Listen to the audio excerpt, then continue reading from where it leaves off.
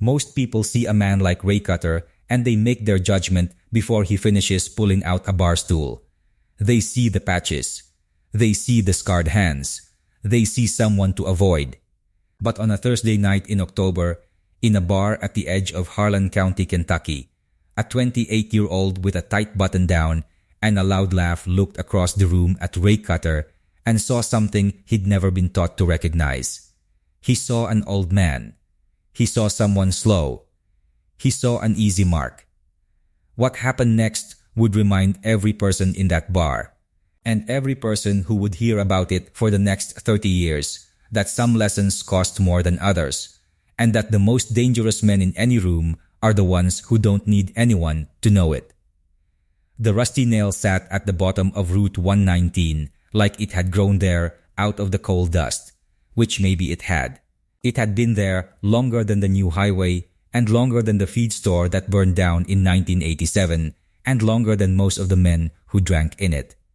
The bar top was actual oak, worn down to silk by 3 decades of elbows. The jukebox in the corner still had Kenway Twitty. The mounted buckhead above the back booth had lost one glass eye sometime around 2009 and nobody had replaced it because that was the kind of place the Rusty Nail was. Things that broke stayed the way they broke, and people found it charming, or they didn't come back. On a Thursday night, it drew what it always drew, a trucker or two, some men from the mine off their second shift, a couple of regulars who had been coming since before they were old enough to, and who nobody had ever asked for ID. The air was warm and specific, spilled beer and wood smoke, and the particular cold that came in every time the door opened from the October outside. Ray Cutter sat at the far end of the bar with his back to the wall. He was 63 years old and built the way old machinery is built, not for beauty but for function that has lasted. 6'1" and still feeling it. His hands on the bar were the hands of a man who had spent 4 decades doing things to engines that other men couldn't understand, and they showed every year of it, knuckles like river stones, a scar across the right palm from a belt drive that had slipped in 1991, callus layered on callus until the skin there was less like skin and more like something cured. He wore a flannel over a thermal. He wore the vest over the flannel. The patches on the vest meant specific things to people who could read them, and Ray had stopped explaining what they meant to people who couldn't a long time ago. He had ridden up from Corbin that morning, 190 miles on the Electroglide, because his brother Eddie's youngest was turning 40, and there was a dinner at his sister-in-law's, and Ray did not miss family dinners. He had planned to eat the pot roast, stay an hour, and ride back. But Eddie had pressed a glass of bourbon into his hand at the door and said, "Sit down. Stay the night. The road'll keep." And because Eddie was one of 4 people on earth Ray listened to without argument, he had stayed. Dinner had been good. The ride over to the Rusty Nail afterward had been better. Now he wanted what he always wanted at the end of a long day. Something cold, something quiet, 10 minutes where no one needed anything from him. He carried something else tonight, the way he always carried it at family occasions. The particular ache of showing up to a room full of people you love and understanding clearly that you have spent most of your life somewhere else. His daughter lived in Lexington. She had a husband Ray had met twice. He thought about calling her on the ride up and hadn't. He thought about it now and took a sip of his Coors instead. Before we get to what walked through that door, hit subscribe and drop your city and state in the comments. I want to see how far this story travels. Every single one of you, I read them. Now, back to Ray Cutter at the end of the bar. Because what was about to come through that door was going to require everything he had left. Her name was Darlene Pruitt, and she had been coming to the Rusty Nail on Thursday nights for 11 years. She was 71 years old. She had lived in Harlan County her entire life, raised 3 children in the same house she'd been born in, taught 4th grade at Evarts Elementary for 26 years, and buried her husband Harold 6 years ago last April. Harold had been a deacon and a good man and a better husband than most women got, and Darlene had loved him in the specific, undramatic way of people who had done the hard work of a long marriage and come out the other side still wanting to sit in the same room. After Harold died, she had kept his Thursday night routine. Harold had always come to the Rusty Nail on Thursdays, not to drink heavily, just to sit, because he said the week needed a scene in the middle, a place where you stopped and acknowledged that time was passing. Darlene had started coming because the house on Thursday evenings was very large, and sitting in Harold's bar stool drinking a single glass of white wine felt closer to him than sitting at home. She kept her good coat on when she came in, a camel-colored wool coat with black buttons that she had bought in 1998, and maintained with the kind of attention she gave everything she decided was worth keeping. She wore it buttoned even inside the bar. She sat at the same bar stool, 2 from the end of the middle section, and she ordered the same glass of wine. And she talked to whoever was next to her if they seemed like the talking kind, and she was home by 9. Jimmy Pruitt, the bartender, always had her glass poured before she'd fully settled onto her seat. He was 24 years old and he called her Miss Darlene, and he meant it in the way that some young people still do, with actual respect rather than performance. He set the wine down in front of her now. "Getting cold out there," Darlene said. "Supposed to freeze tonight," Jimmy said. She wrapped both hands around the glass stem the way she always did, not drinking yet, just warming her hands, and she looked down the bar at nobody in particular, and she smiled to herself at something she wasn't sharing. That was a thing about Darlene Pruitt. She had interior weather. You could see it move across her face, and you knew you weren't being let in on it, and somehow that made her more real rather than less. Ray Cutter noticed her the way he noticed everything in a room, without appearing to. He clocked her coat, her posture, the way Jimmy'd had the wine ready. He noted that she was the kind of person a bar like this protected without being asked to. He went back to his course. The door opened at 8:47. The temperature dropped in the room before anyone had turned to look. That particular cold, not just the outside air, but the other kind. Brandon Fitch was 28 years old and worked in some capacity for his father's land development company out of Lexington, which was how he talked about himself when he was sober and what he led with when he wasn't. He was not sober. He had been at the bar across the highway for 2 hours before deciding the Rusty Nail looked interesting from the outside, and the decision had not improved him. He wore a button-down shirt, light blue, untucked at the corners, and the kind of boots that cost more than they looked like they cost. He was broad across the shoulders and used to it.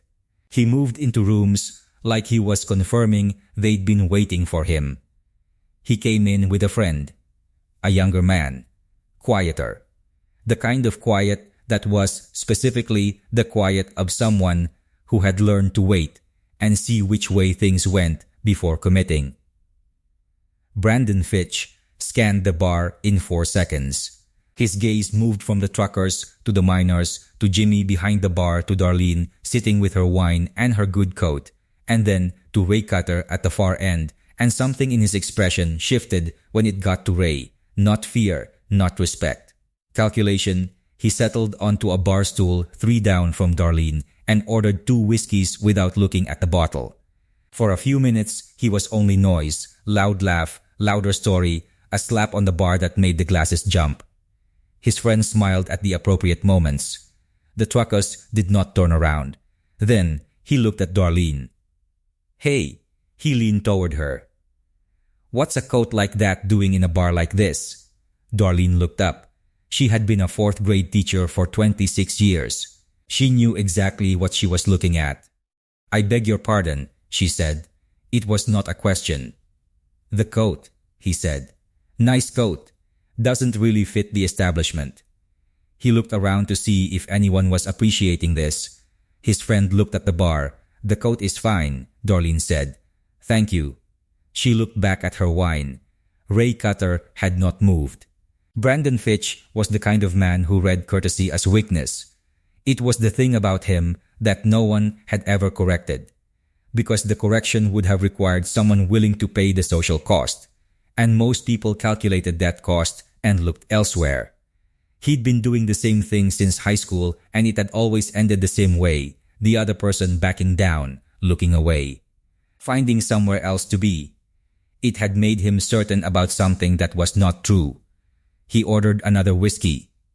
He looked at Darlene again. You live around here? I do, Darlene said. She did not look up. By yourself? The bar had gotten quieter. Not dramatically, not a movie quiet, but the specific quiet of a room adjusting to something in it. One of the truckers set his glass down. Jimmy Pruitt's hands paused on the bar towel. Darlene did not answer. I asked you a question, Brandon said. I heard you, Darlene said. He leaned closer. She pulled back without moving her feet. My father owns about 400 acres 20 miles from here, he said, dropping his voice in the way of someone who had learned that threats are more effective at a whisper. I just want to be friendly. I'm not interested in being friendly, Darlene said, and her voice was very steady, the way a voice is steady when it is working hard to stay that way. Why not? What's your name? That's my business. He put his hand on the bar directly next to hers, not touching, just there. You know what I think? He said. I think you come in here every week hoping somebody pays attention to you. I think that coat is for somebody. Darlene went very still. I think Harold would have something to say to you, she said quietly, and she said it to herself or to Harold or to nobody, and it was the most private thing she'd said out loud in months. Brandon Fitch smiled. Who's Harold? He said. He here? Darlene set her glass down. She didn't move. She didn't speak. She didn't blink. And from the far end of the bar, Ray Cutter set his Coors down on the oak. The sound it made was not loud. It was just very deliberate. He exhaled once and stood.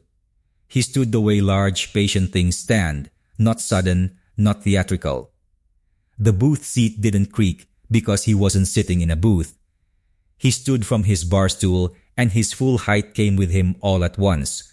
6'1" and the better part of 230 pounds of it, and the vest came with him, and every patch on the vest, and the scarred hands, and 63 years of not having to explain himself to anyone in a bar. He didn't walk fast. He never walked fast.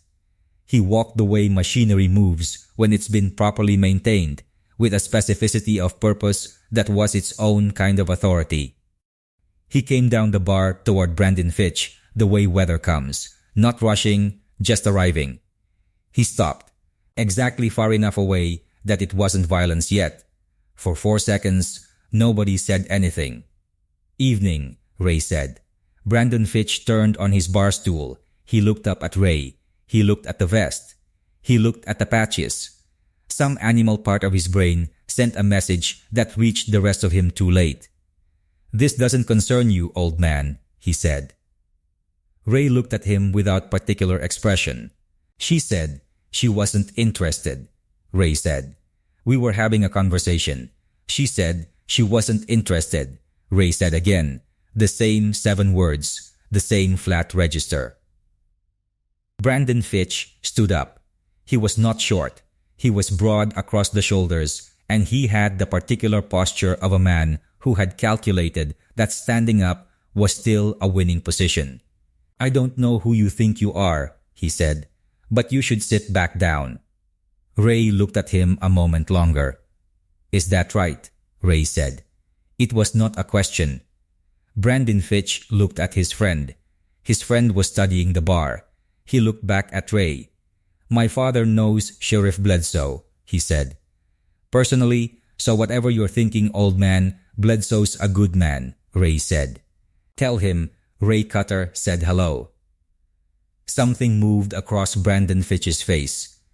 Something not quite certainty anymore. "You don't look like much," he said. And his voice was louder now because loud voices were what he reached for when the quiet had stopped working. "No," Ray agreed. "You know what I think? I think you're bluffing. I think you're an old man who hasn't thrown a punch in 20 years, and I think you walked down here because you thought I'd back down." He stepped forward. "And I'm not backing down." Ray looked at him for a long moment. "I need you to hear me," Ray said. His voice was so quiet that Brandon Fitch had to lean in slightly to catch it. "I am going to give you the chance to walk out that door. Take your friend, get in your truck, drive back to Lexington, and tomorrow this is a story you didn't tell. Or what?" "Or something else happens," Ray said. Brandon Fitch laughed. It was not a comfortable laugh. "You threatening me? You're 16 years old, 63, and I've got 40 pounds on you. You really want to do this?" Ray looked at him the way a man looks at a problem he's already solved. "I don't want to do anything," Ray said. "I'm asking you to leave." Brandon Fitch's jaw set. He pulled his right hand back, not all the way, just the beginning of the thought. Then he stepped forward. What happened next took 8 seconds. Possibly fewer. The specifics of it, Jimmy Pruitt would describe later to his girlfriend and then to the deputy who came in the next morning asking routine questions, and the descriptions would not quite line up because what Jimmy had mostly registered was the part after. Brandon Fitch sitting down against the base of the bar with his back to the oak and his legs out in front of him. His button-down shirt still buttoned, looking at the ceiling in the specific way of a man who has encountered a ceiling he did not expect. Ray Cutter was standing where he'd been standing. He hadn't moved much. The friend had slid off his bar stool and had both hands up and was saying something to nobody in particular. Something that started with the word please. "Okay," Ray said to both of them, conversationally, "there it is." Brandon Fitch put one hand to his jaw. He did not get up immediately. "You," he started. "Don't," Ray said. Brandon Fitch did not finish the sentence.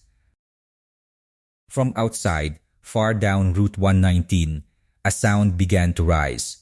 It was low at first, just something at the edge of hearing, something you felt in your molars before your ears registered it. A vibration. The specific vibration of multiple V-twin engines in loose formation, not racing, not hurrying, just coming. The kind of sound that meant a lot of machines moving together in the dark. Ray heard it. He hadn't called anyone. He hadn't needed to. Eddie had noticed him walking out of the house at 8:30 with a particular kind of walk, and Eddie had known that walk for 40 years. And Eddie had made one phone call, and that phone call had made several others. The sound got louder. Brandon Fitch heard it. He was on his feet now, slightly. One hand on the bar. His friend was at the door. "What is that?"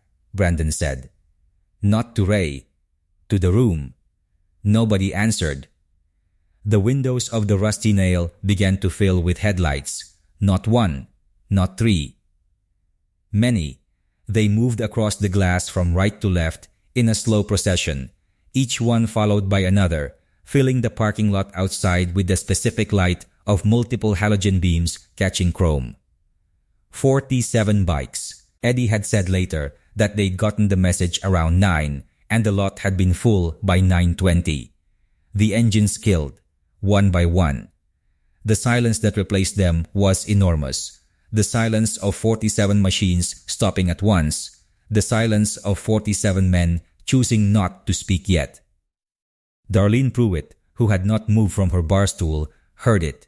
She turned and looked at the window. Outside, in the dark and the chrome, the lot had filled with men in leather, standing, the door opened. Eddie Cutter was 59 years old, and had his brother's build without his brother's stillness, he moved differently, with more intention. He came in first, and he looked across the bar until he found Ray. and his face said everything that would have taken 10 minutes to say out loud. "You call?" Eddie said. "Didn't need to," Ray said. "No," Eddie agreed. He looked at Brandon Fitch against the bar. He looked at the friend in the doorway. He looked at Darlene in her good coat with her hands folded on the bar. His expression changed. More men came in behind him. The Rusty Nail smelled like wet leather and cold October and engine oil. The floor filled. Jimmy Pruitt stood behind the bar and watched 47 men fill a room that was comfortable for 20, and not one of them said a word yet. A man named Deke Walters, who had been riding with the chapter since 1994 and who had arms like bridge cable, stepped up beside Eddie and looked at Darlene. "Ma'am," he said. He said it the way the word was meant to be said. Darlene looked at him. Her eyes were bright. "Thank you for coming," she said, and her voice was steady, and she meant it the way you mean something you've stopped expecting to receive. Brandon Fitch looked at 47 men. He did the math. He had a very simple relationship with math. He picked up his jacket from the bar stool. He touched his jaw once. He did not look at Ray Cutter.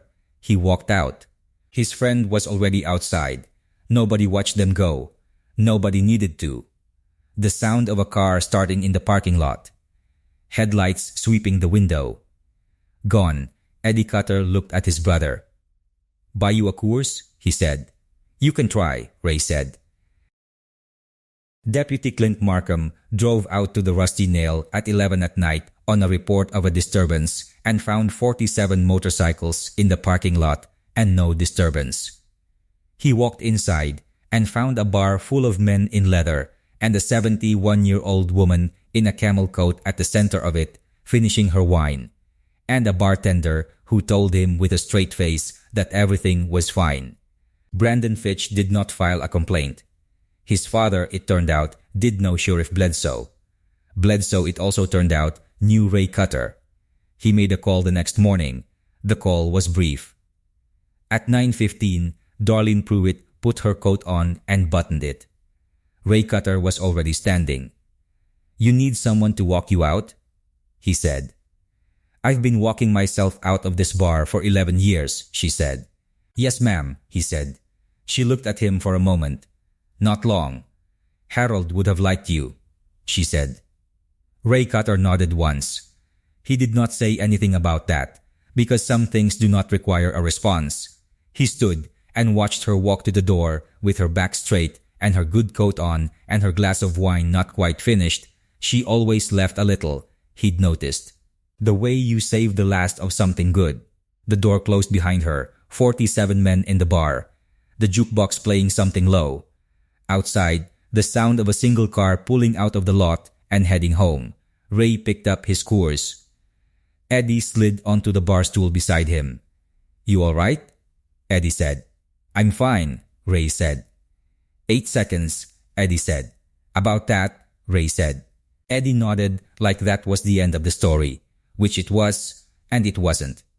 Jimmy Pruitt wiped down the bar. The miners went back to talking. One of the truckers put quarters in the jukebox, and Conway Twitty came on, and nobody complained, which was the appropriate response. At 10:30, Ray Cutter walked out into the cold Kentucky night and stood beside his Electroglide for a moment with his hand on the tank. He thought about his daughter in Lexington. He thought about the number on his phone he hadn't called in 3 months. He thought that maybe tomorrow he would call it. He pulled on his gloves. He threw his leg over. The engine turned and caught and settled into its particular rhythm. Low, deliberate, patient, the lot emptied behind him, one by one, engines calling and calling until the highway opened up before him, and the night swallowed the sound of all of them together, heading wherever each of them was going, carrying what they carried, the same as always. Some men go their whole lives never learning the difference between someone who can't fight back and someone who won't. The education, when it finally comes, tends to arrive fast. Ray Cutter didn't teach anyone anything that night. He just reminded a room full of people that quiet and old and slow are 3 different things. and that the most dangerous distance you can be from understanding is absolutely certain. If this story found you, if you know someone who needed to hear it, share it with them. Like the video so more people get to see it. Subscribe to the channel so you never miss the next one. And drop a comment below. Have you ever watched someone underestimate the wrong person? Tell me what happened.